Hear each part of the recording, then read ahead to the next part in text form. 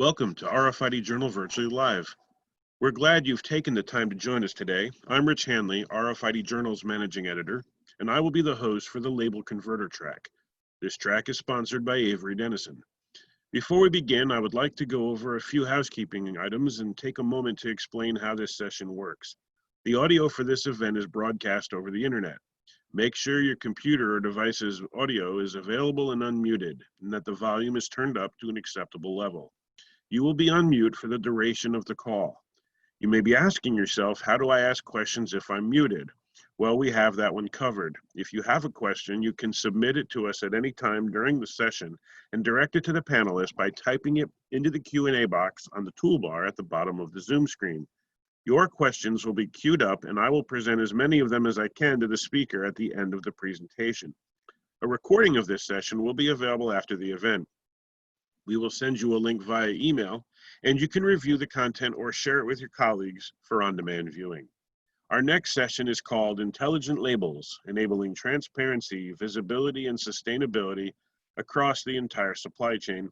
And our speaker is Lisa Pike, Avery Dennison's Director of Ecosystem Strategy and Development. Now it is my pleasure to begin this session. Thank you for the introduction, and thanks to all of you for joining today's session. In the next 20 to 25 minutes, we will discuss how to leverage intelligent labels to enable transparency, visibility, and sustainability across an industry supply chain. We'll spend the time to dive into two industries as an example, food and beauty. We hope that you're able to take away just a few points. Number one, today more than ever, and you'll see this in beauty and food, is a need for industries to digitize their supply chains. Second, there are solutions leveraging intelligent labels that exist today to address these challenges. And then finally, we at Avery Dennison as well as SmartTrack, along with our partners, are really well positioned to support our clients in this journey. We believe in a future where every physical item will have a digital identity and a digital life. We are in the business of unlocking new possibilities with this vision by being an enabler that threads through the entire smart supply chain from source to home. Today, there's an enormous pressure on supply chains resulting in a supply chain revolution. With conditions as they are today, supply chain participants are looking to solve supply and demand for goods in hours, not days or even weeks, with accuracy and precision. At the same time, consumers are raising some really important questions. Where do products come from? What goes into them? Are they sustainable? What guarantees that certain products will be on the shelf? And if not, what are the alternatives? And how do we authenticate and enable transparency of products? We interviewed a panel of over 700 C-level execs across the world to create the IoT and Imminent Supply Chain Revolution report. Through that panel, we were able to discover that 40% of global industry executives are concerned about their brand safety in their supply chain. An additional insight gleaned from the study is that 83% of these global leaders believe that supply chains and associated technologies can assist businesses with their sustainability objectives. From our learnings, we know that digital ID technologies such as RFID provide that visibility and transparency needed to transform the supply chain, but also reduce their systemic impact on the environment and the world that we live in. And we will discuss this in more detail on the next slide. So this slide depicts the future state for supply chains. Traditionally, we have viewed supply chains as linear. So on the left is a simplistic view. In this example, products go from the manufacturer to the distributor, to the retailer, to the consumer. Critical data about product whereabouts and condition is typically privately held, and in many cases unknown or inaccurate. However, if we think about the evolution of supply chains on the right, traceability and blockchain solutions enable the automated collection of data with the ability for all parties to see a common set of accurate and validated data about the product's journey from source to consumer. So now let's take a look at how this is evolving in the food industry. In the food space, as the market evolves, we are seeing escalating food risks. And some of these statistics are really staggering and dismal. Just in the US alone, there have been 456 recalls translating to $55 billion of waste on recalls alone in 1 year. And 1 in 6 Americans get sick each year from food contamination. On average, food travels 1,500 miles from source to your plate. And according to the Food and Agricultural Organization, 40% of food waste is caused at the supply chain level. So, and at the same time, more consumers than ever expect transparency in their food supply. They want to know who made it, how it was processed, and where it came from, all the way back to source. So traceability, leveraging the right digital trigger technology, can provide that transparency. Food traceability can also enhance the ability to identify, respond to, and even prevent food safety issues, and to reduce food waste overall. According to the World Economic Forum, by using food sensing technologies, we can expect a food waste reduction of 5 to 7%.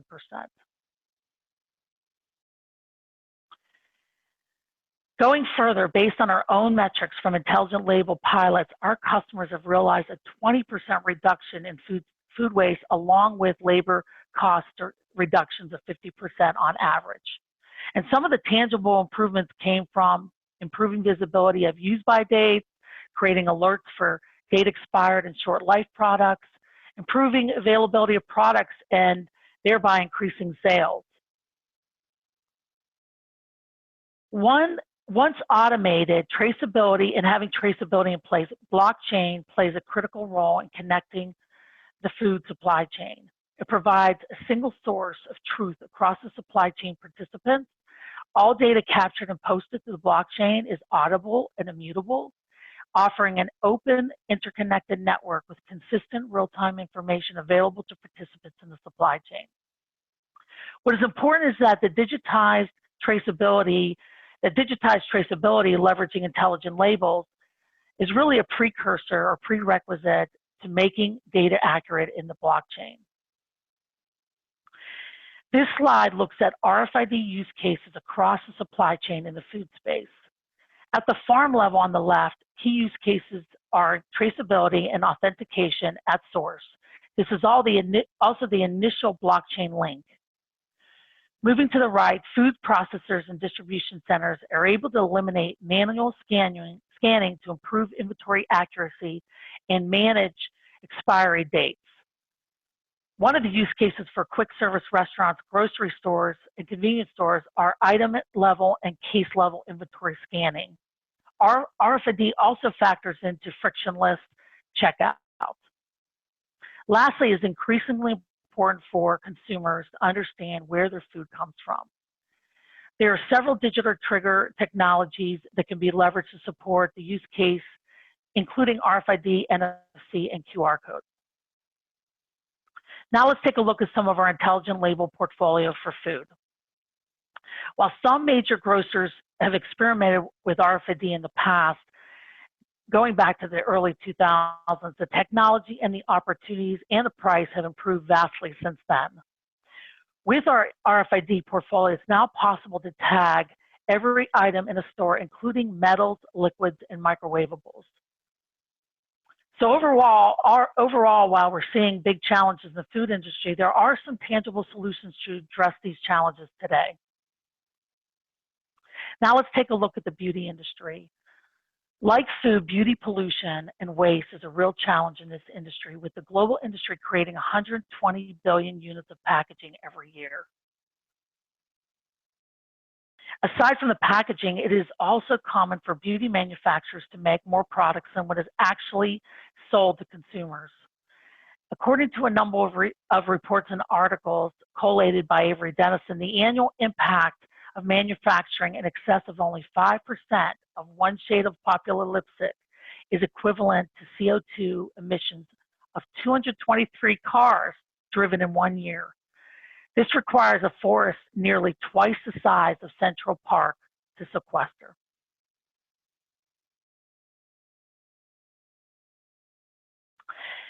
The other challenge is that there is a billion-dollar gray and black market within beauty. This not only endangers consumers, but also poses a high risk to a brand's reputation and integrity. With the growth of e-commerce and social media, it is now easier than ever for counterfeiters to market their fake products to consumers. And if you can see, the numbers are really telling, with over 53% of Google shopping ads of brands specific to salon products are gray market ads. It is just becoming an increasing challenge to figure out what is real, what is fake, what is new, and what is expired, posing risk to consumers, but also hurting a brand's reputation. Unfortunately, this is becoming the new normal. While sales of beauty on Amazon and other e-commerce platforms are increasing significantly, 82% of fakes are advertised on social media platforms, and 45% of counterfeit purchases come from e-commerce platforms. As an example, the figure on the right illustrates how beauty products can be diverted to the gray markets. Products that are manufactured are sent to distributors to be sold to salons and authorized retailers. However, some distributors may sell the products to unauthorized retailers.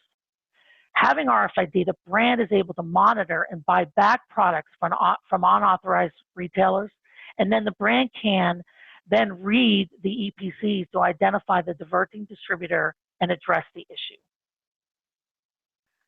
Our solutions for beauty are designed to address these challenges by leveraging UHF RFID and other digital trigger technologies to trace beauty products through the supply chain and to provide consumers provenance. If we look at the second box from the left, when a manufacturer applies RFID to individual items and gives them a digital identity, it enables a data trail of that product throughout the supply chain, from source through distribution to the retailer to the consumer. And by adding a QR code, it extends the ability to provide brand protection through a more secure level of authentication.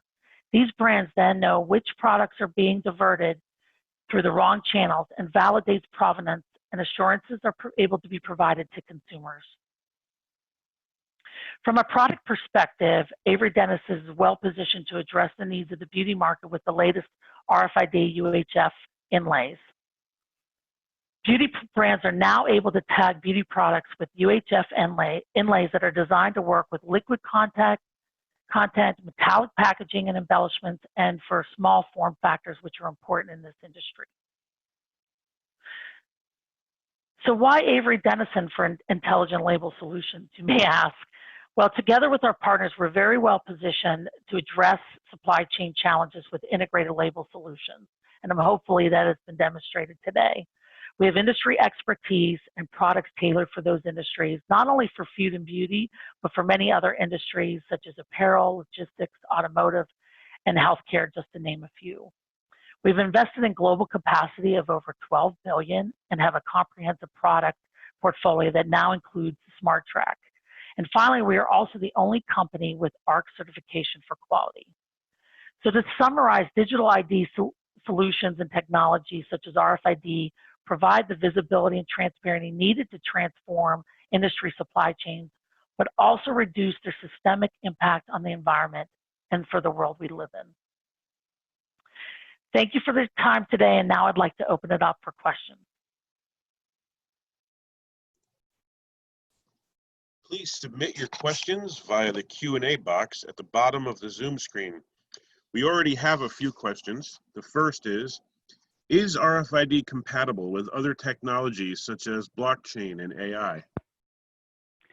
Yes, the short answer is yes. And in fact, I mentioned a little bit in the presentation that it tends to be a strong precursor to blockchain, having accurate traceability. It reduces the human intervention, it automates the process, and it reduces or increases the quality of the data going into a blockchain. And it really, as well as blockchain, this data can be ingested into many systems of records as well as analytics programs. Okay, the next question. How do I get deeper training for RFID and some of the industry applications? Good question. Of course, by listening to all of the sessions that we're providing to the converters today through RFID Journal Live. In addition to that, we actually offer product training and some deeper product training across different product groups. We do industry webinars and provide partner, co-partner level training. And if anybody's interested in that training, please reach out to us. Okay. How does RFID address liquids and metals?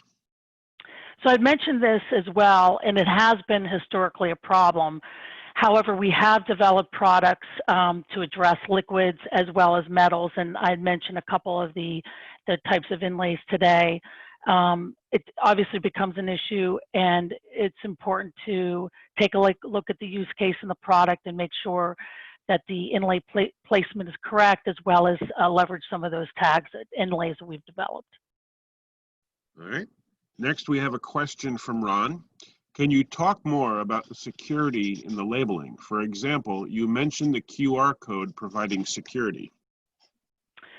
So I think, one of the things that it can provide is if you can use a QR code at source, you're using your individual device to read that at the back end. And it usually, what it'll do is link to a site that'll give you some information about that item, but also specific information about the item.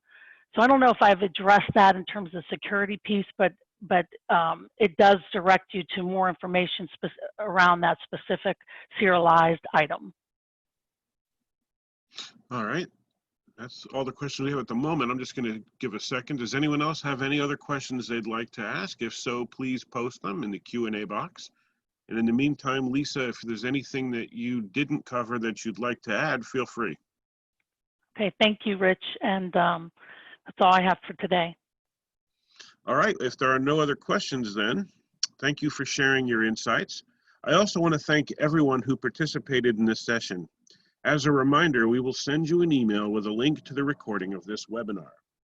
This concludes the sessions in the Label Converter track. We hope you will join us at 2:15 p.m. when the U.S. Patent and Trademark Office, an RFID Journal Awards finalist for Best RFID Implementation, will present its case study session, USPTO Saves Over $1 Million Every Year Using RFID to Track RFID IT Assets. Later at 3:00 p.m., please join us for the RFID Journal Awards ceremony. Next year, RFID Journal Live will take place in Phoenix, and we hope we will have the opportunity to welcome you to the conference in person. Thank you, everybody.